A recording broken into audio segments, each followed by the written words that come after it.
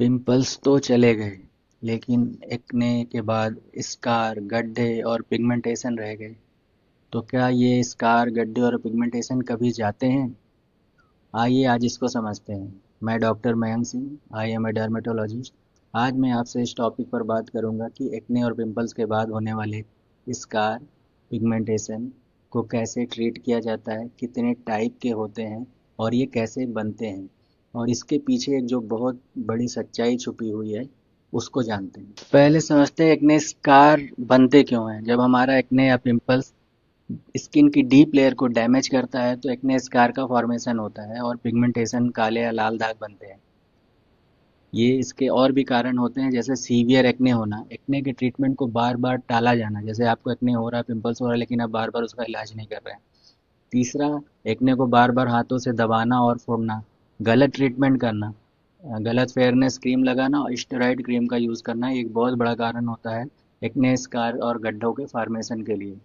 सच बात तो ये है कि हर एक्ने स्कार को रोका जा सकता है अगर ट्रीटमेंट को समय पे लिया जाए।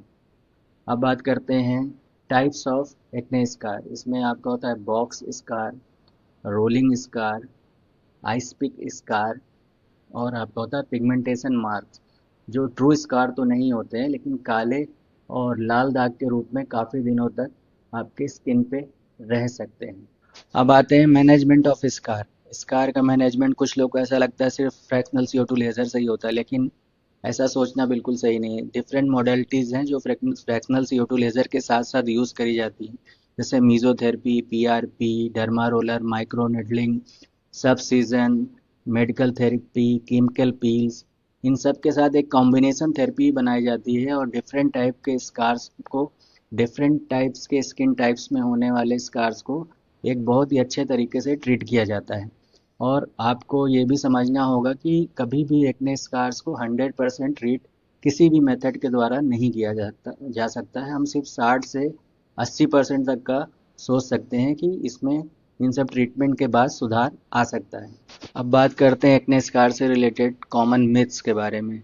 जैसे कुछ लोगों का सोचना है कि एलोवेरा लगाने से एक्ने स्कार ठीक हो जाता है। ऐसा सोचना बिल्कुल गलत है। कुछ लोगों को इंटरनेट पे कुछ क्रीम नज़र आती है जिससे एक्ने स्कार बिल्कुल ठीक हो जाता है, ये भी बात बिल्कुल गलत है। कुछ लोगों को लगता है कि डॉक्टर गलत बता रहे हैं, एक सीटिंग में ही लेज़र के एक्ने स्कार ठीक हो जाएगा, ये भी बात बिल्कुल गलत है। अब आते हैं डेली रूटीन्स को, जिसको हम फॉलो करके एक्ने स्कार को बनने से रोक सकते हैं, जैसे सनस्क्रीन का रेगुलर यूज़ करना, अपने डर्मेटोलॉजिस्ट का रेगुलर फॉलोअप में रहना, अगर आपको एक्ने बार बार हो रहा है तो उसका जल्द से जल्द ट्रीटमेंट करना, इधर उधर का ट्रीटमेंट से बचना, स्टेरॉइड क्रीम्स का बार बार यूज़ ना करना, ये सब तरीके अपना के आप इस एक्ने स्कार होने से अपने आप को, अपने स्किन को बचा सकते हैं। एक्ने स्कार को ट्रीट करने के लिए गोल्डन एडवाइस है। सबसे पहले अगर एक्ने स्कार आपको बिल्कुल ट्रीट करना है तो पहले ये कोशिश करिए कि एक्ने स्कार हो ही नहीं, क्योंकि ना रहेगा बांस ना बजेगी बांसुरी।